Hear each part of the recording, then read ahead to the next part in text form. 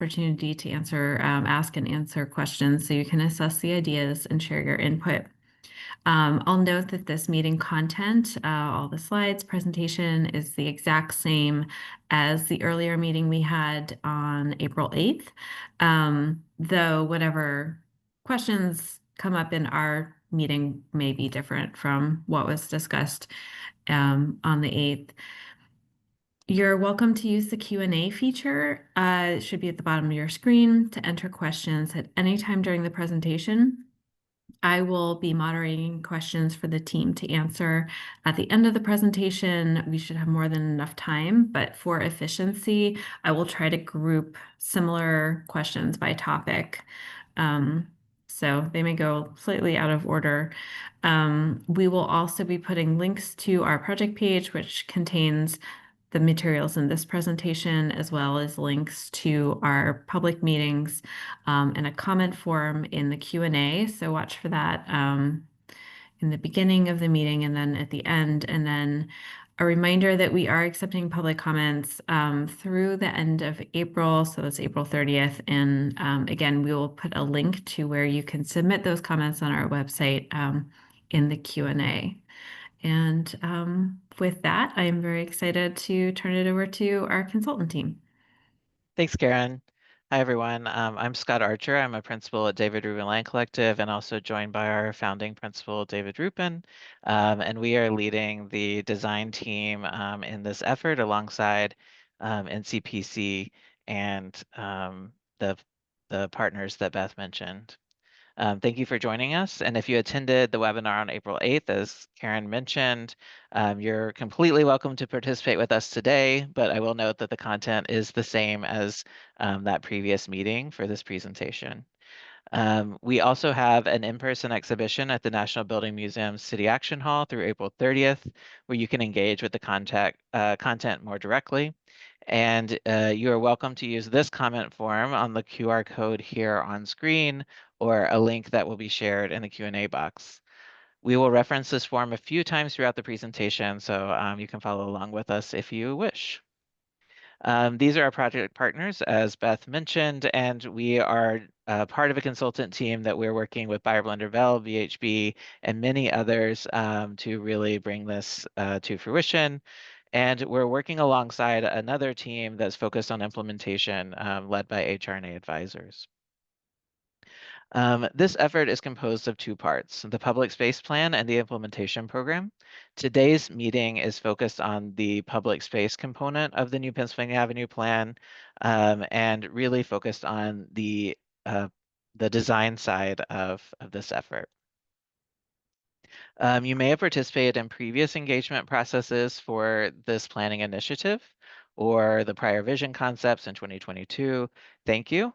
All of those comments have been part of this robust dialogue to get us here today.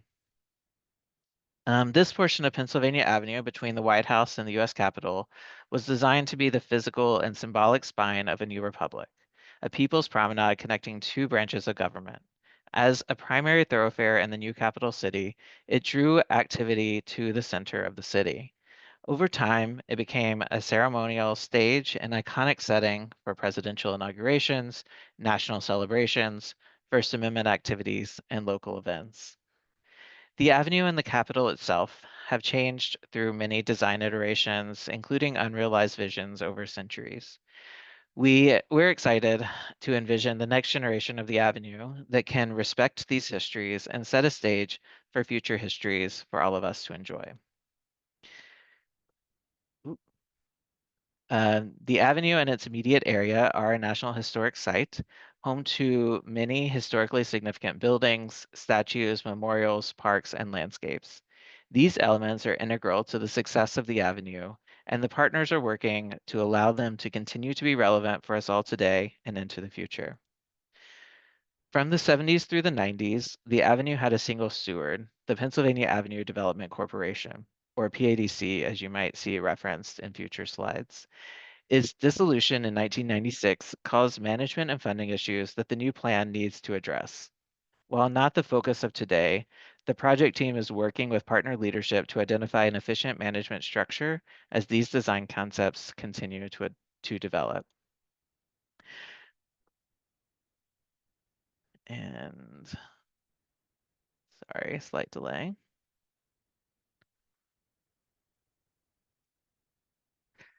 Oh, here we go. The project area is shown in the solid red outline, focusing on the corridor, a 1.2-mile segment of Pennsylvania Avenue between 15th Street Northwest and the U.S. Capitol grounds at 3rd Street Northwest. The 40 acres of adjacent public space and major north-south connections between the National Mall and downtown. In so many ways, capital cities are recognized by grand ceremonial spaces that represent their nations. The new Pennsylvania Avenue will stand among the great, on the same global stage as great capital city boulevards such as those seen here in London, Paris, and Berlin. At the same time, the Avenue will be a joyful and engaging public space for downtown Washingtonians, with amenities and activities that serve visitors, residents, and workers alike. Therefore, a new plan will revitalize the Avenue as the nation's most prominent civic boulevard. With its framed view of the Capitol, neoclassical architecture at Federal Triangle, and its location in the monumental core, the Avenue is an iconic outdoor venue for spectacular events in everyday life. This vision will also deliver a beautiful and revitalized street that the city and the nation can be proud of. There are numerous physical issues the avenue is facing today, including flooding, broken pavers, dying trees, and an aging modernist design.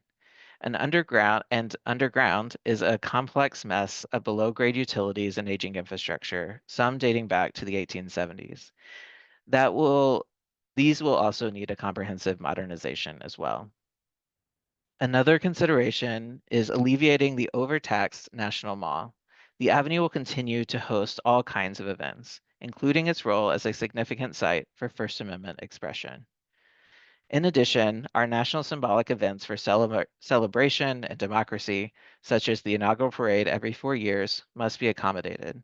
Together with other celebrations, festivals, and concerts, these events are all different, but there are some standard elements that begin to define the physical design of the corridor. Operational and security challenges, safety considerations such as clear fire lanes, typical vendor sizing, and hopefully less reliance on temporary event infrastructure. We're continuing to coordinate with the Military District of Washington and the Mayor's Special Event Task Group to find the best solutions for this space.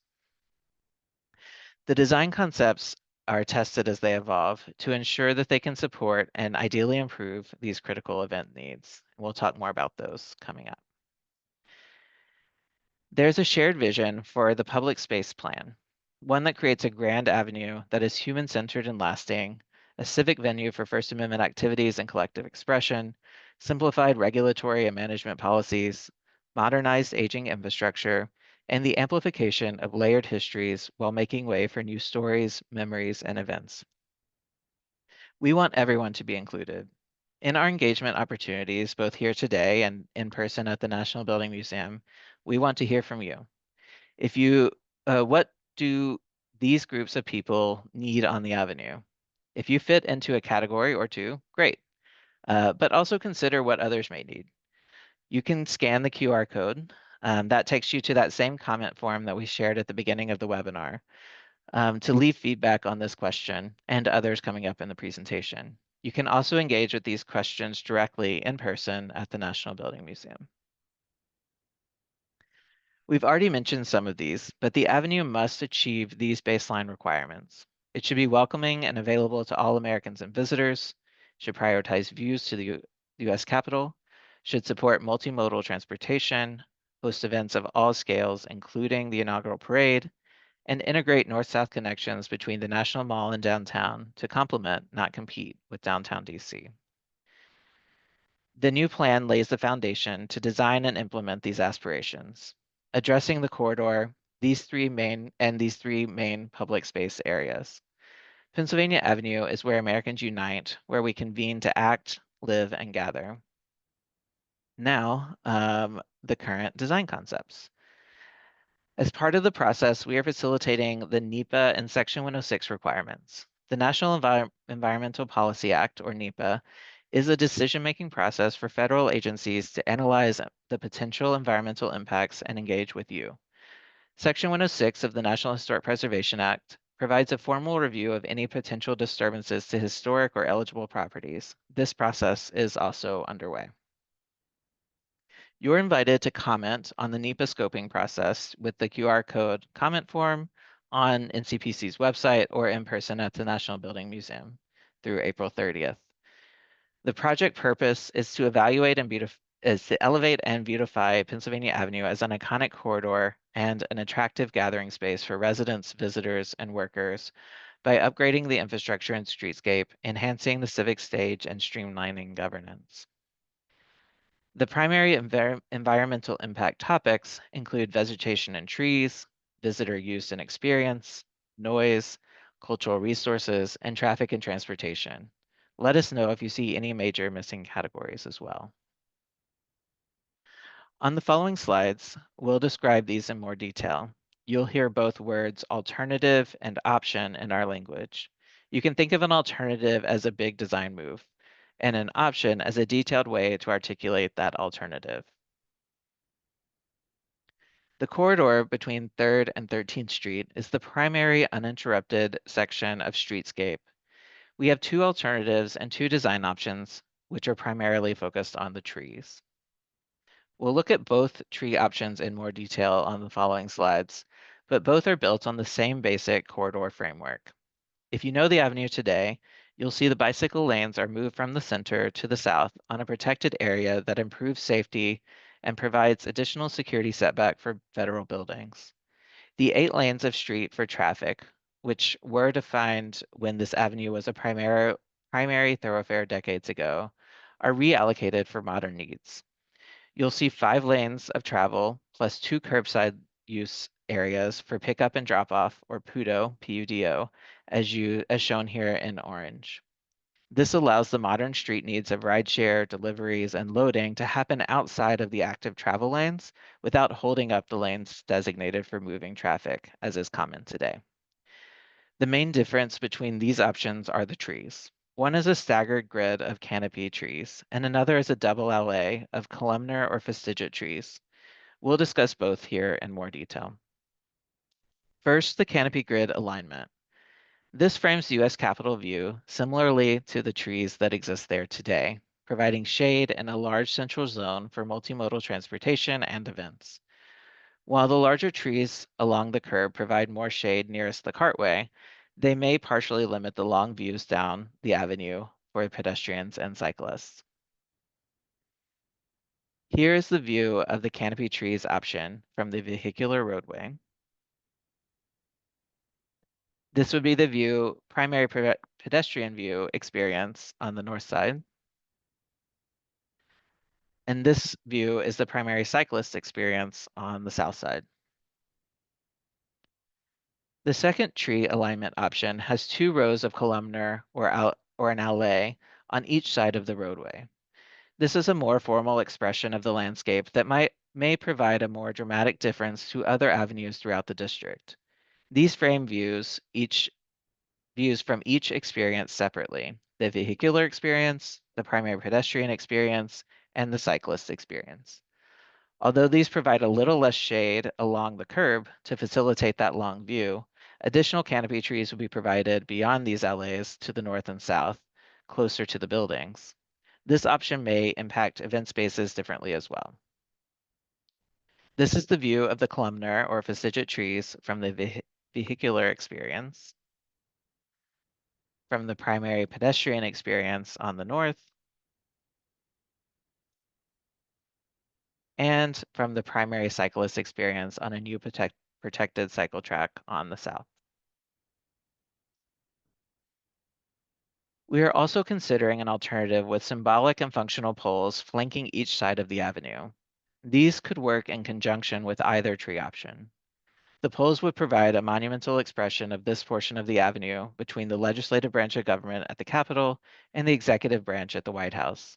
These could host lighting and flags, as seen here, but may also host temporary infrastructure for events such as speakers and screens, or even shading devices. These poles are not intended for utilities, such as telecom, because of the aesthetic requirements that these would demand. However, our team is considering other solutions for these important infrastructural requirements. A similar condition is seen in London, where the flags can be installed amongst the trees for events and festivities. This is the view of those poles with the canopy tree option. And this is the view of the poles with the columnar or fastigiate tree option. It's worth noting that there are several poles already existing on the avenue at various scales. The poles you've seen in the concept imagery today are shown at approximately 60 feet tall, but if this alternative moves forward, additional heights or variations could be considered. Now to the public spaces. The western end is the public space between 13th Street and 15th Street and includes the National World War I Memorial at Pershing Park and Freedom Plaza. We do not expect changes for the memorial. However, the spaces around it are likely to be adapted. Freedom Plaza is expected to change, and we have multiple alternatives and options to consider. It's worth remembering that the legacy of this particular urban space, and it has existed in many iterations, and several concepts have been considered moving forward. The postmodern Freedom Plaza was never fully realized to its design intent and has several issues, including the plaza's elevation, lack of shade and amenities, and poor relationship to surrounding buildings. Two alternatives are under consideration for the western end.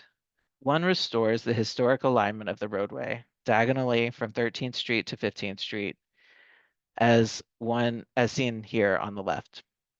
This bisects what is today Freedom Plaza and creates two triangular plazas that can be more connected with the adjacent buildings. The second alternative keeps a central plaza, but brings it down to grade to match the elevation of the surrounding streets. Traffic circulation would be similar to what exists today. However, the inaugural parade could move through this plaza diagonally to 15th Street as indicated in the orange line on the right-hand drawing. For the first alternative, with the restored historic alignment of the roadway, there are two options. The planted respite option here on the left amplifies horticulture on both triangular plazas to provide significantly more shade connected to the Wilson Building, which is the seat of the district government on the south, and the National Theater on the north, while still allowing a central space in each plaza and the roadway itself as a place for larger events. Primary traffic circulation would move diagonally on the new roadway, while secondary vehicular traffic and cyclists could move on a more pedestrian-friendly streets to the north and south. The second option on the right shows triangular plaza, what we're calling the triangular plazas option, which focuses on large open areas on each triangle that can be used separately or combined with the temporary closure of this portion of the avenue for occasional events. This explores removing the southern roadway in front of the Wilson Building for more direct access to the plaza while maintaining more pedestrian-friendly streets to the north. For the second alternative, we have two more options. The first shows a framed plaza option, which creates a frame of shade trees surrounding an at-grade plaza. As previously noted, the inaugural parade can move diagonally across the plaza as shown with the orange line, but primary traffic circulation would be retained on the north and south, much as it is today. The second option on the right shows a large plaza that connects fully with the buildings to the north and south. Eastbound traffic would transit to the south and westbound to the north of this large central space. The inaugural parade could move diagonally through along its historic alignment, and this option shows the possibility of a large at-grade water feature that could be turned off for events to make the large open plaza free and clear, and the possibility of a pavilion for seating and amenities near the plaza at 13th Street.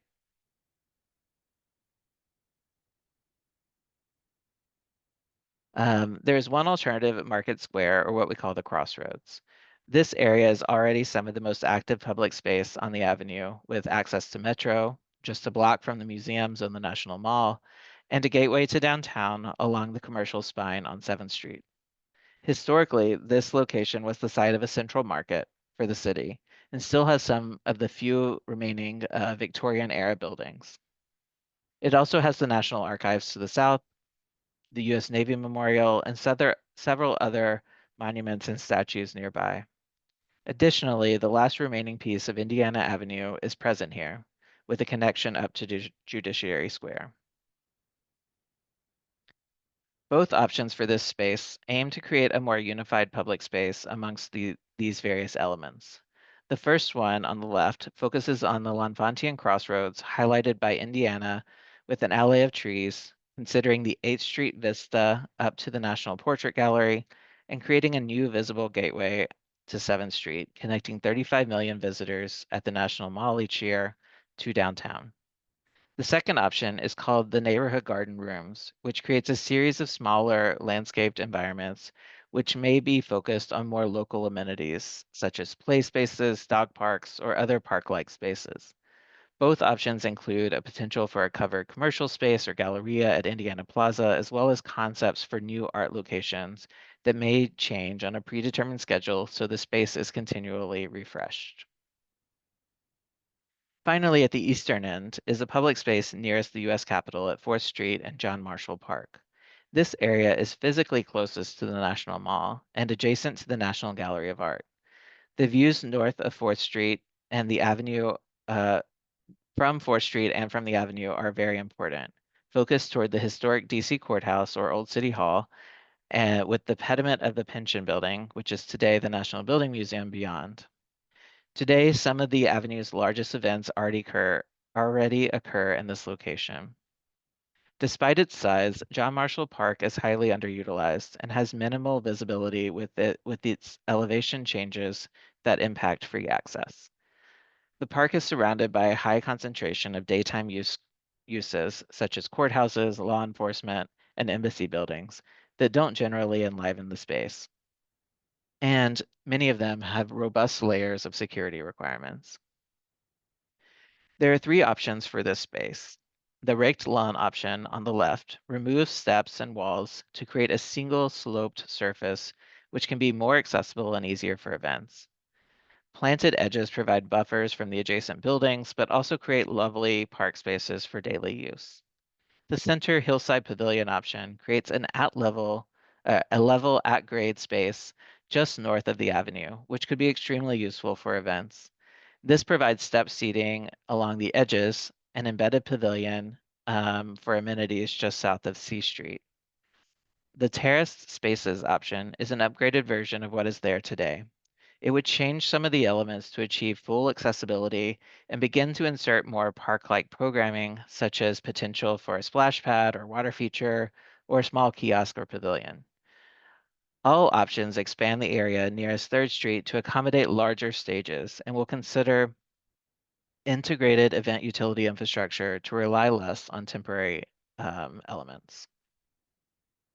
To wrap up, our final question on the comment form or in person at the National Building Museum is, what do you want to experience most on the Avenue?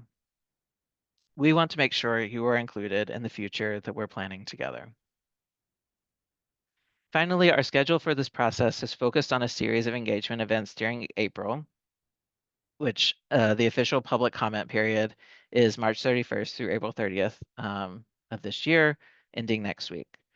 We will have more commission reviews throughout the year and expect to have an approved plan in early 2027. We will now open for questions that were submitted in the Q&A tool, and please continue to submit those.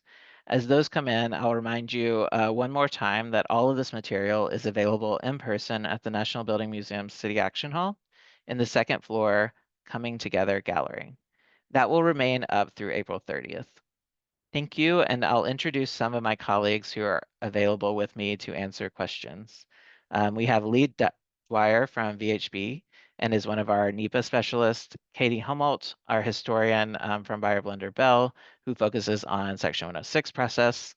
You already met my colleague David Rubin and the NCPC team with Beth Miller and Karen Shearhold, and we also have their colleague Jeff Jamawat, who is leading the implementation program portion of this project. So I will pass it back to Karen to begin the Q&A. Great. Thank you so much, Scott. So we did have some questions come in during the registration process, and I will try to hit those first. I think first let's talk about overall timeline, impacts to the neighborhood.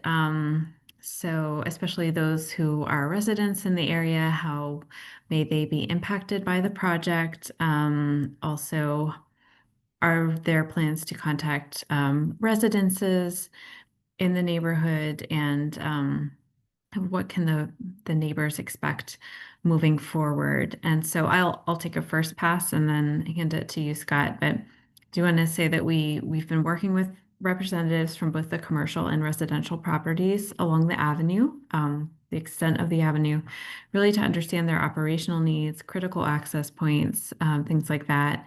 We have been hearing throughout the public engagement process concerns about noise, especially related to events. And neighborhood disruptions and access. And the design team is very much taking that into consideration. Um, so, Scott, if you could talk a little bit about our approach to understanding neighborhood impacts, and then also hit on kind of what the overall timeline is and how far we may be from actual construction. Sure. I'll start with the first piece. We've already heard from a lot of our neighboring residents in the project area, and we're excited to continue to hear from them. Some of the things that, as Karen mentioned, that are coming forward, especially from other residents, are noise concerns, how events really impact the public space and access to buildings. And we know that that's been a challenge for many years, and we've heard that. So we're working, we have, as I mentioned at the very beginning, we have a pretty expansive team of consultants that are really experts, national experts in these areas. So first of all, we have an events production expert that will help us think through how we can build in that infrastructure and those processes for the ultimate design that hopefully not only solve some of the challenges that are uh, felt today in terms of access, but make them better in terms of security and access and all of those kinds of things. From an acoustic point of view, we have an acoustician as part of our team that is thinking a lot about how events acoustics really impact the avenue. Something that we're talking a lot about is today, because a lot of the events infrastructure is brought in a temporary way, and there's no built-in infrastructure, that means often there are very large speakers and sound equipment in one location or maybe a couple locations that are blasting sound as far as it can, where we're thinking a lot about the newer technology that can have smaller sets of speakers that are time coordinated to have a more focused output so that everybody's part of the process and part of the event that wants to be, and those along the sides are not getting as much of the spillover. I don't know if I missed anything there, but others feel free to chime in. In terms of the construction piece, we are focused on a plan. So eventually, the end result of this project is an approved plan that will update the 1974 plan and really provide guidance for the long-term upgrades of the project. Implementation is still a little bit unknown, although we'll be ready for implementation as soon as the plan is complete. When it actually happens will be based on funding and other political priorities across the federal government and the local partners. Great. Thank you, Scott. Um, On the event note, let's talk about how this plan may impact the use of Freedom Plaza for special events. This is another question we got through the registration process. For example, how may it impact recreational road races that start and end on Penn Ave? So I'll take this first. And so we've been at NCPC and with the project partnership looking at event use on the avenue for multiple years. We have a lot of permit data and understand that the avenue on any given year hosts around 150 events per year. And so this design is very much including that in consideration. Nothing that we're doing will preclude. As Scott mentioned, we're working with event specific subject matter experts to really understand how we can make it better. And I will say we were also working with the National Park Service, who permits a lot of the races. Now we've been working with the Mayor's Special Event Task Group, the Military District of Washington, and then on the smaller scale, the bid to really understand how this future design can support events of all sizes. So while the plaza configuration may change, as Scott kind of walked us through, nothing should preclude hosting events in this space. Scott, did you want to add anything to that? Nope, I think you got it. I would just say, yes, we're thinking about how all kinds of events, definitely those that exist today, can continue to move forward and happen, hopefully in a more streamlined way, but also new kinds of events that might not even be possible today, and how do we integrate those into the avenue? Great. Thank you.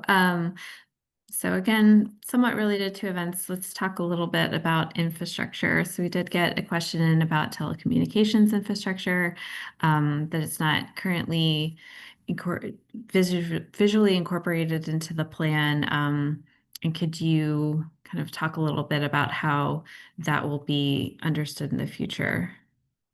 Sure. And David, feel free to jump in. But we have a huge team of engineers and people thinking about all of the stuff and infrastructure, mostly underground here. And so that is probably not as visible in the current iteration of the design options, but we are thinking about those very thoughtfully and how those will be part of the plan. I don't know, David, if you want to build on that. Absolutely. Oh, your microphone's on your head. Thank you. Absolutely, Scott. The notion that what is seen on the surface does not reflect what's underground is important. There are assets underground that are ancient, relatively speaking, to city use, dating back to the 1870s, a myriad of different aspects of infrastructure, which compromise the living systems associated with the street, which then compromise the social systems associated with the street. So our goal is to really think comprehensively about the street from below grade up to its surface expression to ensure that it lives into the future vibrantly and resiliently in all aspects of design experience.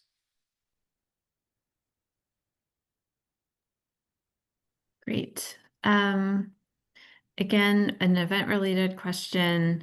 How are the gathering spaces responding to the need for outdoor crisis assembly? I'm guessing this is more like First Amendment ad hoc gatherings in addition to the more celebratory planned events and celebrations. So David or Scott. I'm happy to take that, Karen. Regardless of whether it's implying First Amendment activities and the need for assembly, or whether it is the crisis implies something more dramatic, we are really trying to ensure that assembly is easily possible and assured. And should there be a need for uh,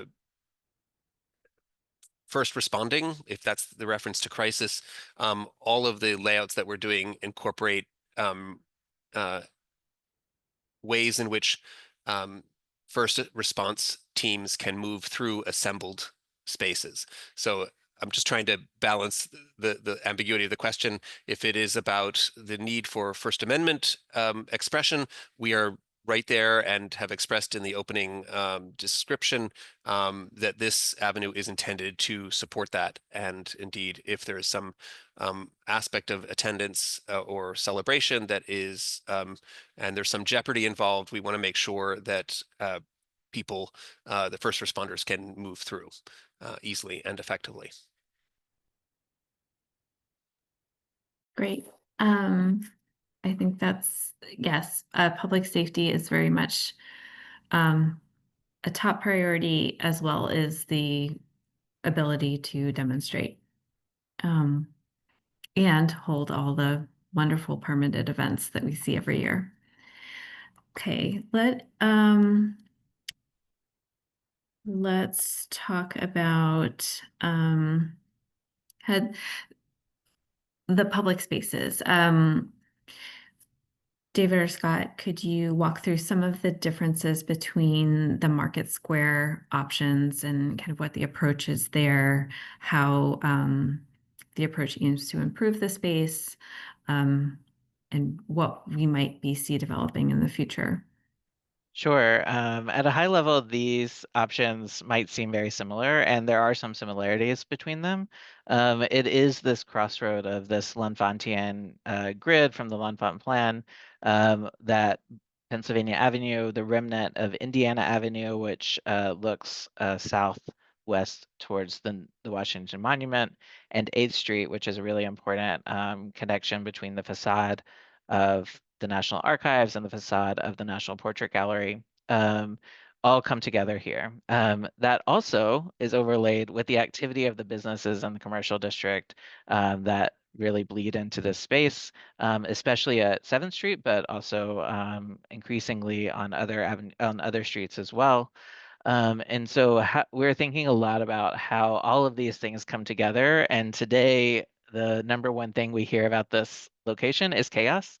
And so how do we really try to provide some order and structure for all these things to happen at the same time? And so some of these might lean more towards, like the Crossroads option might lead more towards this like symbolic linear gesture of Indiana Avenue, or a really important triangular gateway pulling people from the mall into 7th Street and then the commercial core of the city. While the one on the right, what we're calling neighborhood garden rooms, might really focus on a series of individual spaces that are animated by different kinds of programs. So it could be play, it could be dog parks, it could be dining, a lot of different more park-like feeling. So if you imagined Indiana Avenue, while the street still goes through, imagine the spaces alongside it being more park-like, could be a way to imagine the differences here. Great. Thank you, Scott. Other public space, let's talk about the eastern end at John Marshall Park. And is John Marshall Park eligible or listed in the National Register of Historic Places? I'll pass that to Katie. Great, thanks for the question. It is not listed in the national or individually listed in the National Register of Historic Places, nor is it considered contributing to the Pennsylvania Avenue Historic Site. It was completed in 1983, and so it is not yet 50 years old, which is the typical threshold for considering properties or for properties to be considered and evaluated to be part of the National Register. But I will say that through the Section 106 process, we will be working with the consulting parties and the State Historic Preservation Officer to identify any eligible properties that are within our area of potential effect. And so we will be continuing that process and then assessing any effects to eligible and historic properties as part of that. Great, And thank you. if I can, I'll add just from the design perspective, as you see 3 options here, we intentionally included options that might retain more of the existing landscape design intent, and others that might change it more dramatically. And so as we go through this process, those issues will continue to come to the front, but we wanted to have a range of options for this phase of design. And I'll insert myself because I understand and appreciate that this is a Carol R. Johnson landscape, although not registered or potentially yet, as Katie has inferred. The option on the right, I would consider not just terrace spaces option, but managed change. Land Collective has a lot of experience in dealing with managed change in the context of updating and refreshing landscapes to make them relevant to 21st century society. As Scott inferred, there is a gambit of or a spectrum of options here, from significant change to modest change or managed change. Thanks, David. And just to follow up to that question, we have a note in the Q&A that Pershing Park was determined eligible and was created later than John Marshall Park. Thoughts on that? And then maybe you could talk a little bit about your experience with Pershing Park in World War I. Sure. I think Pershing Park is a perfect example of managed change. It reflects M. Paul Friedberg's original intent. We worked strategically with the Cultural Landscape Foundation and with the varied project partners, which included the World War I Commission, National Park Service, NCPC, State Historic Preservation, and others who had aspects of oversight to ensure that the qualities and character of the urban park, which was at the time in significant decay and underutilized, to say the least, to revivify it as an urban park, but also to recognize that Congress had appropriated the entirety of the park as the World War I Memorial, and to integrate them in such a way that both can read at once. And I think that that is the best aspect of managed change. And I'm proud to say that Land Collective guided that project. Katie, anything to add? No, I think what David said is perfect. Okay, great. We'll shift gears a little bit to sort of overall design approach. Will there be a significant amount of shaded seating along the avenue in terms of groups of seating, areas for respite, areas for breaks? David or I'm Scott? happy to take that. Sure. Mhm. I hope that you can see in the perspectives that Scott shared, particularly on the two side shots or the areas where human beings will participate as opposed to cars, that we are thinking very strategically about the avenue as a place of respite and recharge, where a single individual could find the comfort of dappled light and shade, but also where groups of people, whether they be young students on a classroom trip or groups of adults, can find opportunities for seating, whether in individual benches or in conversational groupings, the goal being, from Land Collective's perspective, to create environments where conversations can take place in the context of this great avenue. So we very much want to create a variety of spaces, both in section and along the length of the avenue, where events great and small can take place, from, as I said, a well-positioned bench with a dappled light to a market, to other aspects of daily life and heraldic life, if you will. So absolutely, it will be a street of great gathering in many different aspects.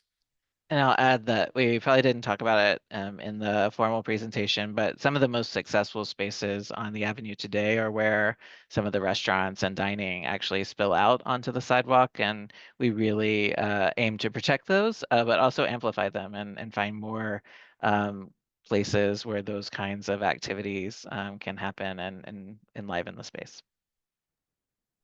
Great, thank you. On this similar topic of public space along the avenue, what is this team's role around the existing buildings located on the avenue? I think we did mention how we've been vetting some of these changes with the property owners to make sure that nothing is negatively impacted, but also potential redevelopment opportunities, especially with FBI moving and potentially that building being demolished. How will those moves impact the public space? I can start, and then I don't know if others from NCPC want to build in on the redevelopment piece, but our effort is focused on the public space. So where building entrances and facades and those kinds of things interact with the public space, That is part of our purview, and we are excited to make sure that those are working to the best of their ability. But we're not proposing changes architecturally to private property or to the Federal Triangle in any substantial way. So we're really focused on the public space piece, and then maybe someone from NCPC can talk about the redevelopment opportunities.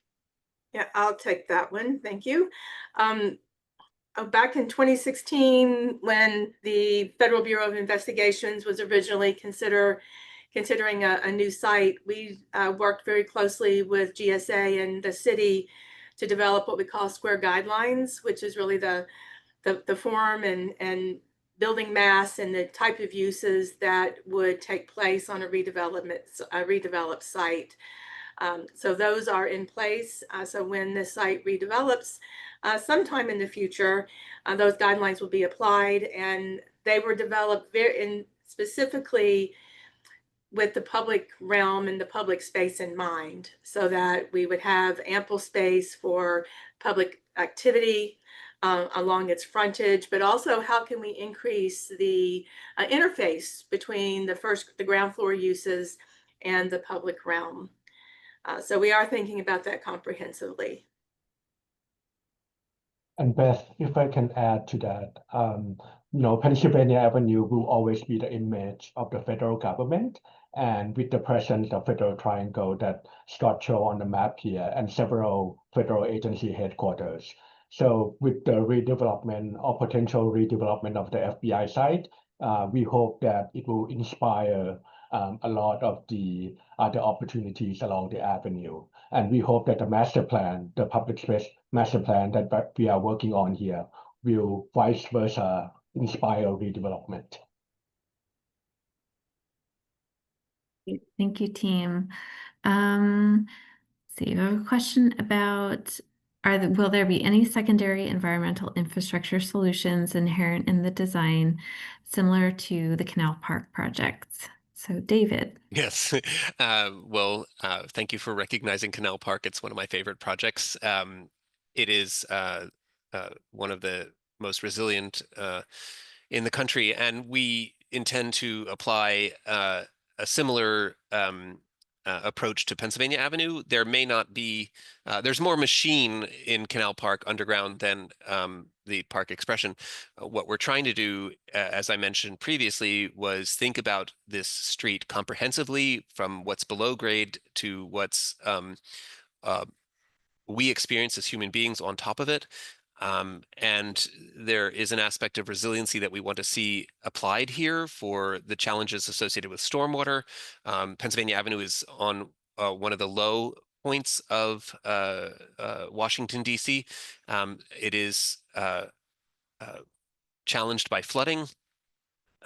As was the case at Canal Park. We're trying to think about this as a stormwater management system, a comprehensive street, so that the living infrastructure and the natural systems, as well as the civic infrastructure, are all working sympathetically with each other.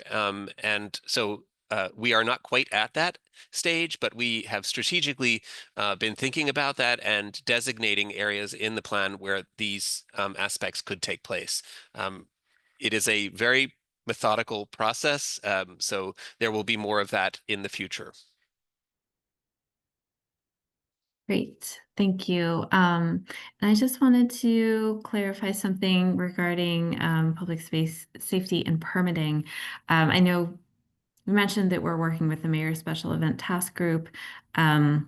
We're working with them to vet these potential changes to make sure that public safety is prioritized, and we're not redoing the permitting process. So all of their process is still no change to that, no change to the existing permitting structure. We're just working with them and the other event producers to really understand how we can make the avenue easier to set up, easier to tear down, prioritizing public safety, and minimizing neighborhood impacts. So that is no change to the process. And then we had another follow up on a comment that we discussed previously about Pershing Park and John Marshall Park. That Pershing Park is in fact 2 years older than John Marshall Park, but the DOE was done before it turned 50. And then the question being, in the 3 designs for John Marshall Park, how does that consider the historic design? How does it kind of acknowledge the history there? Yeah, I can start, and either David or others feel free to jump in. I'll just say that all of our project partners that Beth mentioned at the very beginning, this importance of how do we both make way for new memories and new activities while respecting this incredibly important National Historic Site is always part of the conversation. And so we are still thinking through that, to be honest, right? So we don't exactly know how what each individual public space will be realized, but we know that some of them have design legacies. Many of them had things that have been fully removed that were important to other people. And so how do we tell all of these stories at the same time, and which pieces are most important to maintain, as David said, in a managed change kind of way? So probably not the cleanest answer you were hoping for, but I will tell you that it's very important to all the project partners, and we are thinking about it often. I don't know, David, if you had a different approach. No, I mean, I think that's appropriate, Scott. I would probably just add that the park itself can be analyzed in many different ways by the way in which it's broken up compared to its current iteration, how it uses topography, what materiality it uses.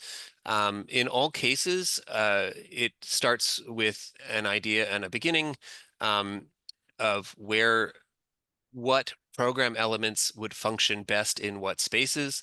And then there's a level of adaptation that would take place and comparison to the existing conditions, whether it is the distribution of the spaces, which if you squint your eyes can see in plan that there is a forecourt, a main central space, and an upper court in all 3 iterations. It's just the way in which the topography has been delineated that is different. In the aspects of materiality, I believe this was designed in the 1980s, I think 83, if I remember correctly. There's a significant use of granite, which was used a lot in that period. There may be, in order to lift the bell jar of history to make it relevant to 21st century society and programming, there may be an aspect of shifting those materials to allow for a similar effect, but for a more comprehensive programming opportunity. You'll also see in its length a distribution of 3 spaces along its 2 along its edge, 1 along the main central spine. In each case, there is an adapted reflection of that from the original design. So in each case, we're thinking of the level of managed change from subtle to extreme, but in all cases we recognize that there is a starting point, which is the present state. Great, thank you. And this also relates to John Marshall Park, but we had a question: is there any coordination with the current rehabilitation at Freedom Plaza, or are those 2 separate exercises? Short answer is they're 2 separate efforts. There's also rehabilitation going on at John Marshall Park, in parks throughout the city. So Beth, I'm not sure if you could speak a little bit more about that and the safe and beautiful, and how that's a bit different than this longer term effort. Yes, President's executive order on making DC safe and beautiful actually has an aspect of sort of near-term improvements to our public spaces, and really in focusing on the celebrations and getting prepared for our celebration for our 250th anniversary coming up here in a couple months. And what we're looking at is really a much longer term rehabilitation, beautification effort. We are very aware that there is investment being put into these spaces. which we're thrilled about because that'll make them more functional and beautiful, until such time we're ready to move forward with the redesign of the avenue. Just a huge shout out to our partners at the Park Service for really doing the literal work on the rehabilitation of these beautiful spaces.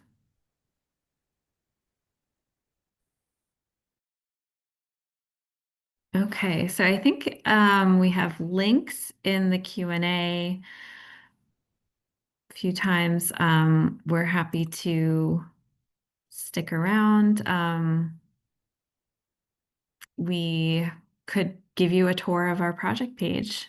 Scott, if you'd like to pull that up because we don't have any more questions in the Q&A. We'll get through the project page tour, and one just came in.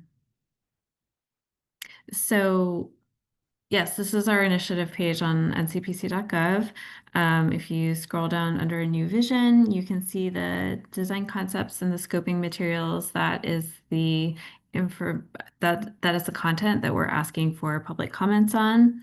To the right, you see the button that goes to submit comments. And Scott, if you could click on that, it kind of bounces you down to the bottom of the page, but actually up there in the blue box is blue button. That is where you submit your comments.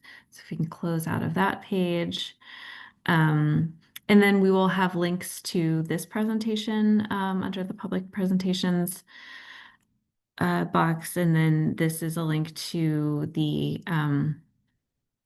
write-up of the display at the National Building Museum, which I will mention is open and up until April 30th, which is also when our public comment period ends. And if you are local and you have time to stop in, it is free. It is on the second floor, and we're so thrilled to be there.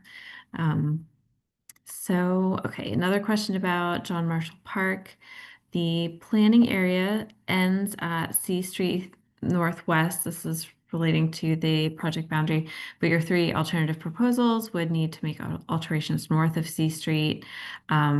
Should the planning area be expanded to acknowledge the full scope of the proposals? I can answer that. A good landscape architect doesn't limit themselves to a project boundary because all of the systems associated with what we do go in and out of those project boundaries. So we're trying to demonstrate in these alternatives how the ideas could be expanded. You'll also see in the context of the red outline, the dashed lines, which reference coordination with adjacent property owners because those corridors are so important, such as the fact that Pennsylvania Avenue actually ends on the Architect of the Capitol's property. We are working with them in the most wonderful way to ensure that their master plan, which is being envisioned now, actually will incorporate ideas that we're thinking about so that the avenue can continue as a whole. Similarly, the area to the south where the red dashed line is between the two buildings of the National Gallery of Art. We're working with the National Gallery of Art to ensure that we're doing no harm and actually enhancing their capacity to do great things associated with the avenue itself. So it's a long-winded answer, but the notion is that it would be wrong of us to just simply stop at the red line. We're just trying to demonstrate that the ideas have life beyond the red line in that context. And I would just like to add that one of our primary objectives is to help really provide an experience for those 35 million people that come and gather on the National Mall throughout the year, and to help draw them north. So we're really looking at how those north-south extensions and how to move people through these spaces. And we are working very closely with the District of Columbia and coordinating with them on some of these. So, time will tell, when we actually get to the final design aspect, we may extend some of our design plans and construction documents that will, ultimately realize the design outside of this boundary, or it may just be a coordinated effort with the adjacent jurisdictional, landholder.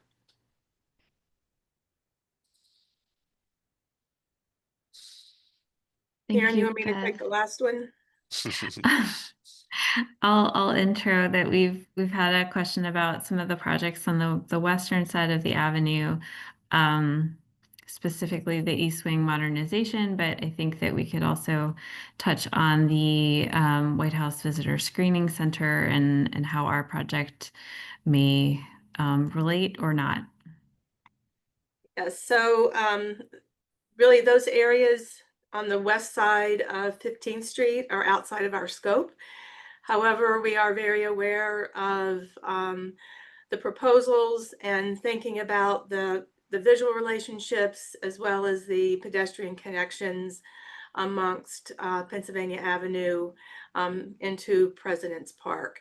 But we're not, the ballroom is a separate, the East Wing modernization is a separate project from our initiative here.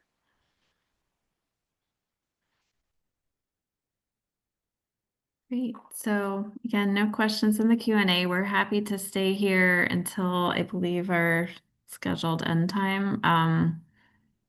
If anything pops into your head, please feel free to drop it in the Q&A.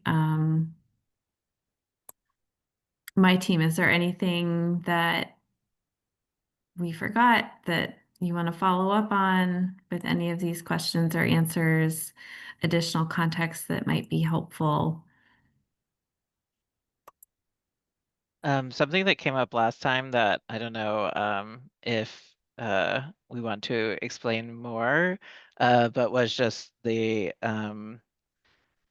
that this study area is filled with monuments and statues and memorials, and that we are very aware of that and taking those into consideration. Some of those are contributing features, some of them are elements within the historic site, but all of them have substantial meaning, and back to this idea of making sure that we're telling multiple stories and keeping these alive as we make way for new stories. So these you'll see in many of our plans that we're labeling some of the monuments and memorials. Just because something's not labeled does not mean it's gone.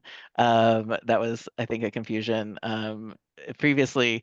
It's just there are many, and Katie probably has the full count, but there are many monuments and memorials or namespaces that have these historic references. So just because you don't see a label on something, please don't think we're removing it. It's just for brevity in the graphics.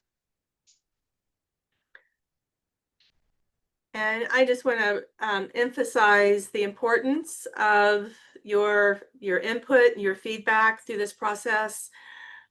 We have a lot of ideas, alternatives that have been put on the table, as well as different design options to achieve those alternatives. What we're looking for is your input and your thoughts on the strengths and weaknesses of those various ideas, because that will very much help inform the next iteration and how we begin to narrow down and move towards a preferred alternative that will become the kind of schematic design and design plan for the new Pennsylvania Avenue. So. And I just wanted to mention as well that another thing that people can provide comments on during this open period is the public or the kind of scope of the environmental review. So we're in the process of doing the NEPA, National Environmental Policy Act analysis and review for this project. And so some of the topics that people brought up today of, noise and stormwater, those will also be topics we'll look at as part of that analysis or assessment. That's a great point, Lee. Thank you. And maybe either you or Scott could talk a little bit more about the timeline and what folks can expect to see as we move towards the fall. Sure. Maybe I'll give an overview of the timeline, and Lee, you can fill in how it applies specifically to NEPA. Sounds good. We are looking towards more commission reviews, which are all public, both the National Capital Planning Commission and the Commission of Fine Arts. We expect those this fall. Those will then go through a series of approvals, and that ultimately we will have the finalized plan approved by both commissions and all of our project partners at, we're going to say, at the beginning of 2027. So we're really, really excited for that process. So as we're developing these concept ideas and visual graphics, we're working through the required federal processes like NEPA and Section 106, which maybe Lee and Katie can describe better than I did in my brief overview. And we are literally writing the plan that will then guide us to the future and update that 1974 document that in many ways is written for a world that's very different than the one we live in today. So we're excited to be doing that. So part of this overall arc towards that approved plan in early 27 includes the NEPA process and the Section 106. So maybe Leah and Katie, if you want to walk through these boxes quickly. Yeah, sure. I can jump in first since the NEPA is up there. So right now we're in the process of scoping. So that's developing the scope for the environmental document and what we're going to analyze, the impact topics. And then we'll be drafting the environmental assessment. We'll coordinate with different agencies, some of the ones that Scott mentioned earlier, GSA, DDOT, obviously NCPC. And then that draft environmental assessment will be released to the public. There will be a 30-day period for public review and comments. So that'll happen later. That'll be, several months out. And then based on that, we're anticipating, finding of no significant impact or FONSI following the kind of review and incorporation of those comments and the final EA. So that's a quick overview. There's a lot more to it than that, but it's a little bit of a boring process, so I won't get into it. And that's closely related to the Section 106 process focused on historic properties. Correct. And so we are currently in the step of identifying historic properties and that are within what is called the area of potential effect. So we've in effect drawn a larger boundary well beyond the planning area. And then we are identifying historic properties within that. And then any potential effects, physical effect, visual, other atmospheric, other types of effects and cumulative effects will be considered. So nor do we appreciate your comment as far as potentially eligible properties because we are in that step at the moment. But we will assess effects, identify those in what is called an assessment of effect report.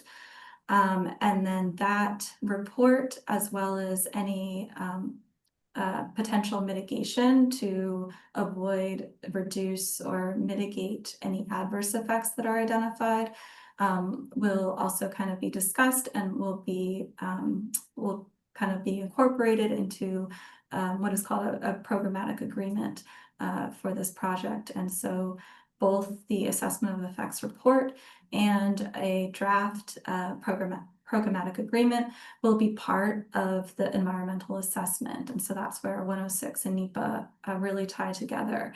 And so and those two documents will be open to the public to comment on. And then before we revise those and with the consulting parties, the signatories, the NCPC, and the other project partners will have a signed PA that mitigates any adverse effects to historic properties. Thanks, both. Great, thank you. One last question. Tell us a little bit about implementation and who is responsible. So I will pass that to Jeff. Yeah, sure. And I invite Beth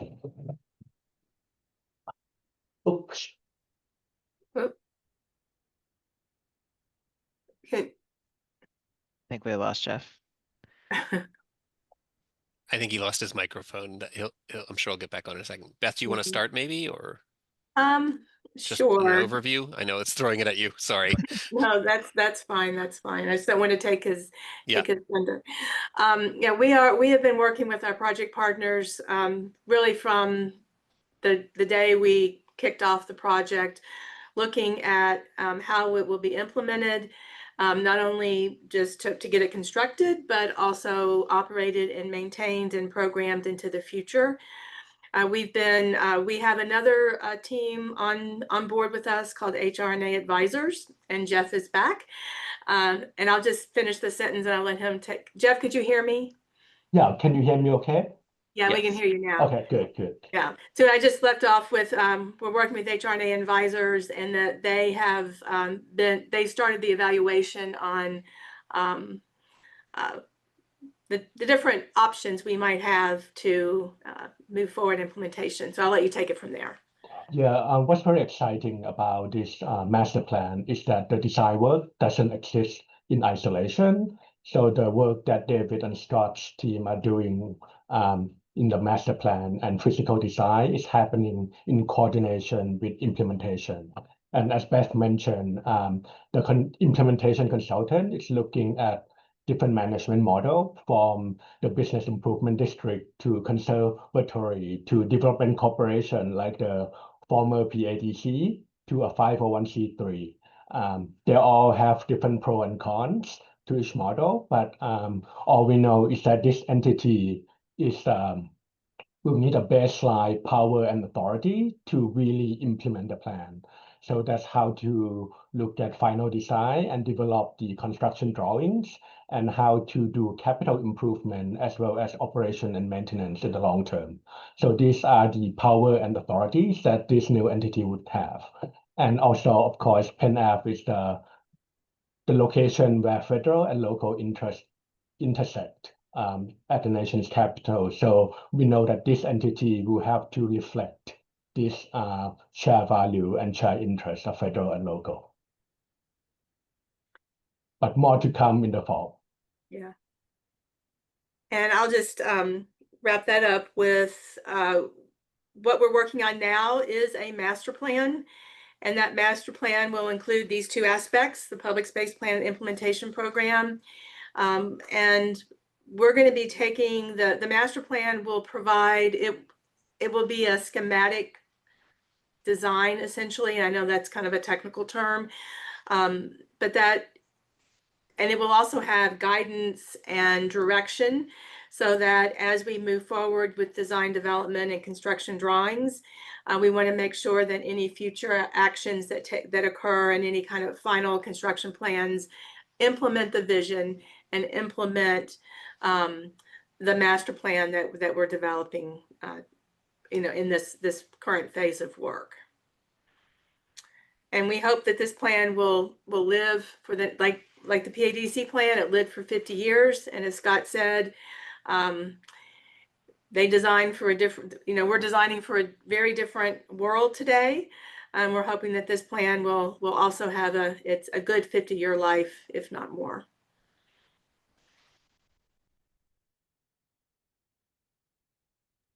Great. Thanks, Beth. And team, any closing thoughts? I know that we will stay on until our scheduled time. So again, if you think of anything, if you want to share anything, just drop it in the Q&A. You're also welcome to include precedents, ideas, suggestions in your public comments. We've gotten so many creative comments, really good examples of things to look at. We so want to hear what you want to see on the Avenue, what ideas bring you joy. So again, public comments open until next Thursday. And can I add to that public comment period? If you are local and happen to be in the district or in DMV, and can stop by the National Building Museum before next Thursday, April 30th, please do. It's a really great space that we partnered with the Building Museum to make available to all of you so that we can get your thoughts. There's many ways to interact. Many of the questions you saw here today, but you can see what other people are saying and hopefully join in the conversation. The Building Museum generously made this gallery and the Coming Together exhibition free during the entire comment period. And we thank them for working with us. And they're very excited to have an exhibition that's about planning and how we create the cities that we live in, to have a real life example of participatory planning. So please join the last room, which is called the City Action Hall in the second floor Coming Together exhibit. And you might see one of us there. We pop in quite frequently, and happy to have more conversation. Excellent. Couple more comments and questions. Okay. As someone who worked on a PADC project in 1983, the HABS report for the Willard Building, this is very exciting, and thank you. We love hearing from PADC alumni. We've had some of them on our project team, and those are big shoes to fill. So thank you for sharing that. Let's see. Construction work, future construction work, will this require closing the avenue to auto traffic for a period of time? If so, for how long? I will start by saying that our construction has to be phased per the inauguration parade schedule, so it won't be closed for more than 4 years.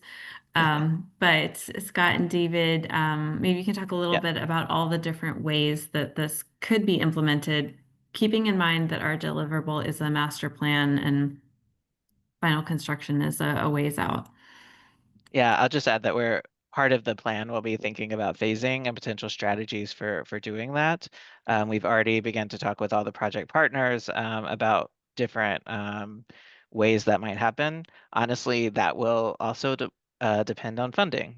So if it's funded in one big swoop, which would be amazing, then it could happen pretty quickly, probably, relatively quickly. If it's funded in a lot of pieces, you might see different components happen at different times over many years. So my guess would be that there's never a time where the entire avenue is closed for construction.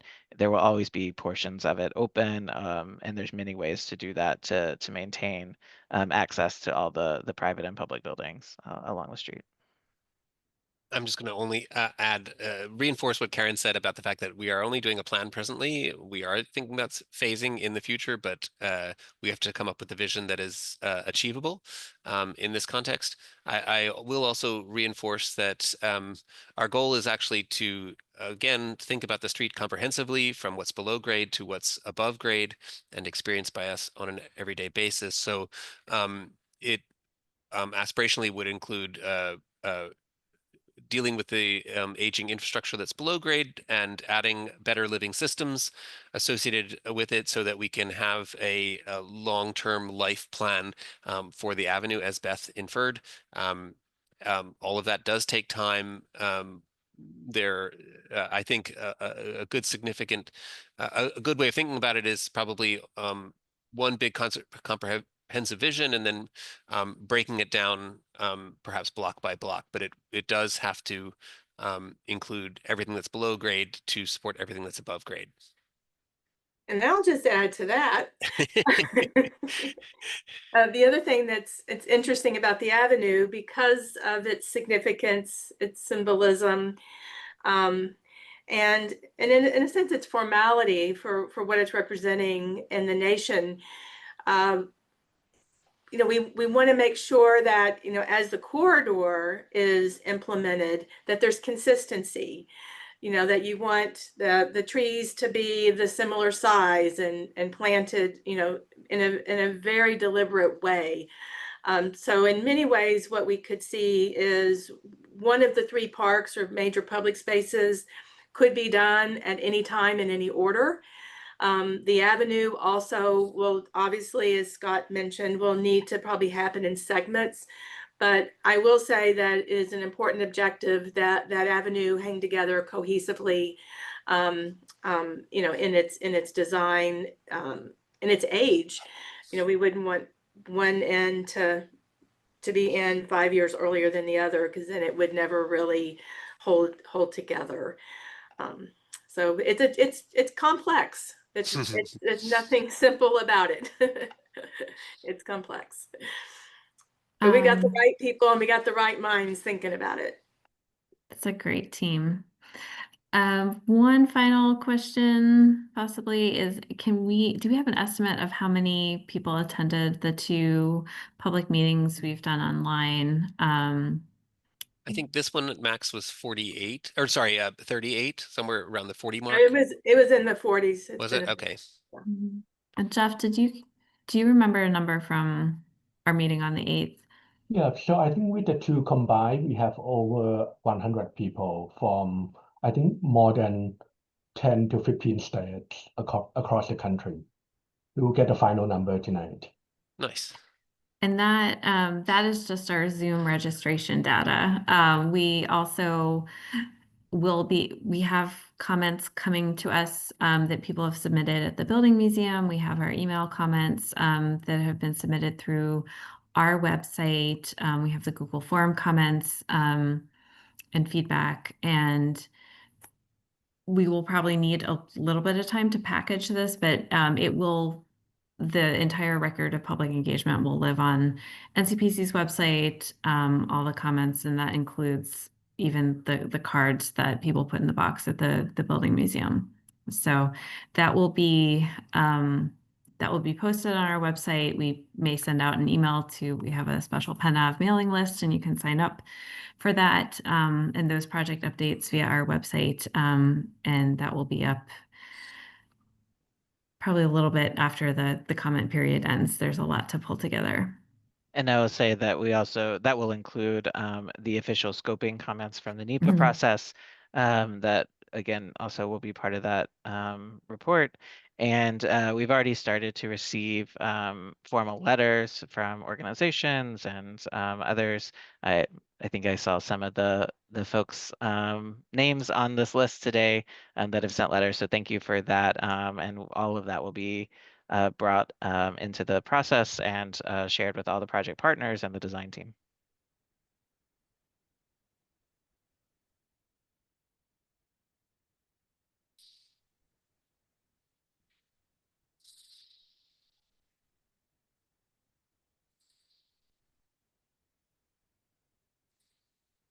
I'll just reinforce, I believe in the Q&A box, there are links to the website. And so please peruse. There's a lot of information as well as links to previous studies that NCPC did prior to the engagement of our firm. And we are using all of that data and there's prior public engagement, which we've used all of those comments and getting to where we are today. So thank you if you engaged with us in this process, but also in those prior years as we've really gotten to this point. It is no small feat to have 6 federal and local organizations and agencies working together for such a substantial project. And so we're excited to be part of it. And thank you all. The public input is really important to us.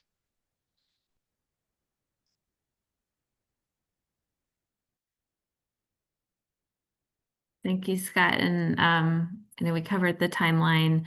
We won't be doing public meetings really until the fall again, when we go back to the commissions for preliminary review. So don't think if you're not hearing from us, we're not doing anything. We'll be very hard at work learning from all your comments and feedback and making this a great design. And but yes, we won't really have another public meeting until the fall.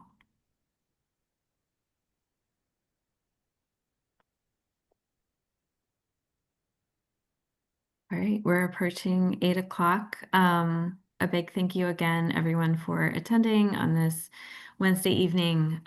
We really appreciate your interest in the project and following the progress and all the feedback you're sharing.